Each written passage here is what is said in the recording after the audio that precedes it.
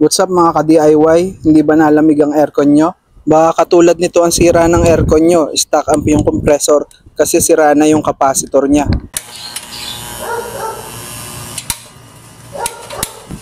Ganyan ang tunog ng stock up na compressor kaya papalitan na natin siya ng bagong capacitor. Nakabit ko na yung mga wiring sa bagong capacitor at itetest na natin siya ngayon. At ganito ang tamang tunog ng compressor.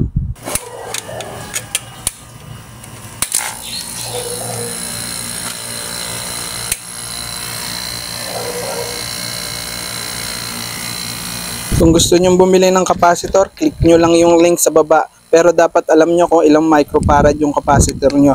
Ulitin natin, paghambingin natin yung tunog nila. Ito yung stock up.